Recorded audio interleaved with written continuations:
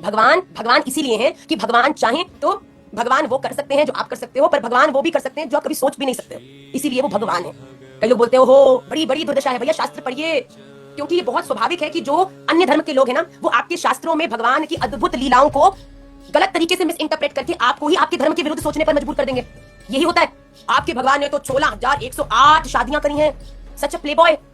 हाँ, अरे भैया जानते हो भौमासुर, जिसने 16,100 महिषियों को अपनी कारागार में कैद करके कितने वर्षों तक उनका दुरुपयोग किया, उनके साथ गलत गलत कृत्य किए, उन्हें दंडित किया, उन्हें कितना टॉर्चर किया।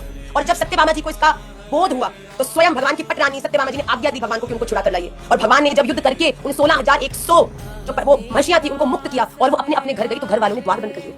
अरे भैया, इस प्रकार की स्त्री को कौन घर में घुसने देगा? अब ऐसी 16,100 सत्यभामा जी के चरणों में गई, कहने लगी हमको आप मार दीजिए।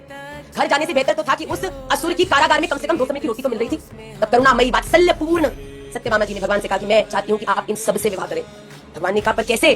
भगवान को सत्यभामा जी ने कहा मेरे कृष्ण तो मेरे हैं, पर आप तो भगवान हैं, आपके पास तो वो बल है, तो अनेक रूप धारण करके हर एक महिषी के आप एक रूप से उसके वर हो जाइए। तब भगवान ने 16,100 रूप लिए और हर महिषी के संग विवाह किया।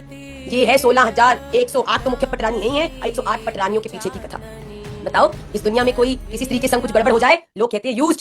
अरे भैया हो, अरे भैया दूर रहो, इसके संग तो कुकर्म हुआ है, इसके संग तो ये हुआ है। भैया कोई एक जिगरा वाला ही होता है जो कहता है कोई बात नहीं, तेरे संग पहले कुछ हो गया तो उससे कोई फर्क नहीं पड़ता। ये दुनिया तुझे नाम नहीं देती तो कोई बात नहीं, मैं तुझे अपना नाम देता हूं, और मेरा नाम तेरे पीछे लगने के बाद इस पूरे ब्रह्मांड में किसी में भी सामर्थ्य नहीं है कि तुझ पर फिर कुदृष्टि करे। तू मेरी है।